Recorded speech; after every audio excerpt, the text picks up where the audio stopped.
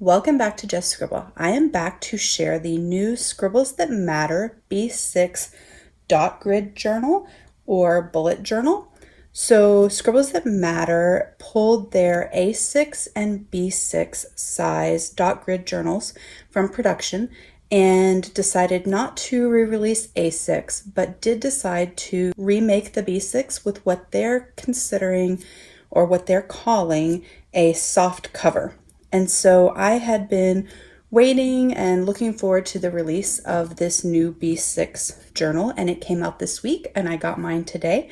And I wanted to share them with you in case you had been waiting for them or hadn't heard of them and were interested in learning a little bit more about them. So I'm going to show you the journal, and then I'm going to show you a size comparison with a couple of other journals that are B6 and B6 plus size. So when you get this in the mail, it comes in this hard cardboard cover, and it's wrapped in plastic and kind of vacuum sealed. And so I have ordered two, and I've already taken the plastic off of this one so that you guys didn't have to listen to that. I will put links down below, but you actually purchase these via Amazon, so they're super easy to get. Mine were 1-day shipping. I think that right now they're 2-day shipping, but either way, it's pretty fast to get your journal.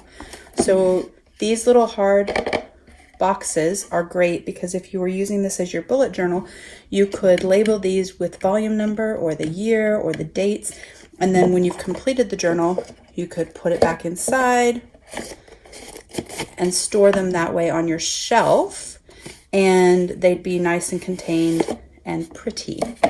So this is the cover. So in the past, their B6 journal was primarily a blue cover, and they had some that were in a red, which is similar to their A6. This is their A6, which was a red cover.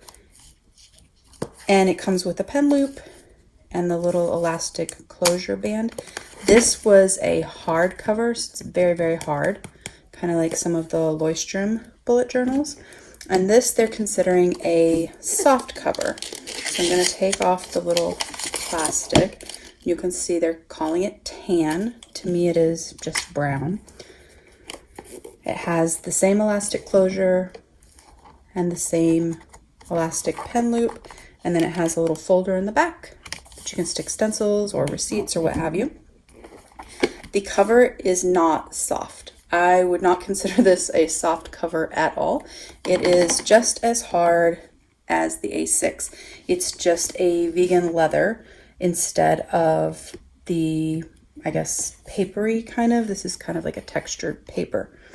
So to me, a soft cover is what is on Astrology or what Leuchtturm has on their B6 Plus.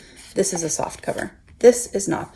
So I am a little bit disappointed because I think that they should have been more clear when they were announcing that they were bringing this size back and that they were making it in a soft cover, because I had anticipated it being soft cover. And although this is great for someone that doesn't use a cover or a folio or a traveler's notebook on their Scribbles That Matter, I really had hoped it was soft cover because I do, and it just works better for me that way. But it is nice, and it has cute little symbols in the back and their brand. And so it's very polished looking for those that don't use a cover. So inside you have the cover page and the date you started your journal and the date that it ends. It has your codes and your color codes on a key here, so you can put them here. And this is a lot harder piece of cardstock than the actual pages. And then it has a few pages of index, 3 to be exact. And then it starts with your bullet journal, which is numbered. So it goes from page 1 to page 153. I will say on Amazon, it says it is 201 pages. It is not 201 pages. So there are 153 actual dot grid. There are 3 index pages, and then your key and your cover. Not 201. It is also called a light cream color, and one of the reasons I like Scribbles That Matter is because it's not. It is a white page. This is the A6 size, and it was a cream colored, and you can see the difference. This is the Leuchtturm B6 Plus, also cream. And then this is a Stalogy, which is a lighter cream color, but still cream. I actually much prefer white paper, so I like that feature in this book. I just wish it had been soft cover and maybe a few less pages, just because I think that 153 is kind of a lot, and I probably wouldn't use it for that many pages to cover the time period that I'd need. I wish it was closer to 100 or 120, but that's a personal preference. And if I really wanted to, I could take out a section or just not use a section. So that is what the notebook looks like. And then I wanted to do a little size comparison for you. This is the B6 Scribbles That Matter. This is a B6 Stalogy. So I'm going to set them next to each other. The Stalogy, I'm going to turn them this way so you guys can see better. The Stalogy is slightly taller, but they are the same width. If you can see that. And about the same thickness, even though this has twice as many pages in it, because the Stalogy has such thin paper. So that is a comparison of those two. This is a Tukur. I'm probably butchering that name, but it is a B6 Tomo River notebook with a creme colored page that comes from Amazon. And you can see that they are basically the same height. The Scribbles That Matter is just a tiny bit longer, and they are the same width, but the Tukur is thinner because this is Tomo River paper. I will put a link to all of the notebooks that I referenced in this video below, just in case you're wanting to snag one. This is a B6 Paper Cuts, which is also a Tomo River notebook. It is also cream or creme and dot grid. It is slightly longer. It's about the same size as the Stalogy. Get that. The Stalogy and the Paper Cuts are the same height. It is the same width as the Scribbles That Matter, but it is significantly thinner. It is thinner than the Stalogy as well, and it is actually thinner than, if I can grab it, the Tukur. And I'll put the page number, the amount of pages in each of these notebooks below with the links too, so you have them. This is the A6 Scribbles That Matter, just for reference. This is no longer available, but if you saw one on a buy-sell trade and you were interested, that is the size difference between an A6 and a B6.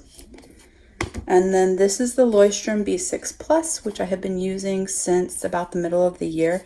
I am absolutely loving this size. I just wish someone would make them in Tomo River paper. I keep asking GLP Creations that makes a wide size Tomo River notebook to make one and release it, because they literally just have to shorten their wide, and it would be a B6 Plus, and they could have a Tomo River B6 Plus on the market. But I digress.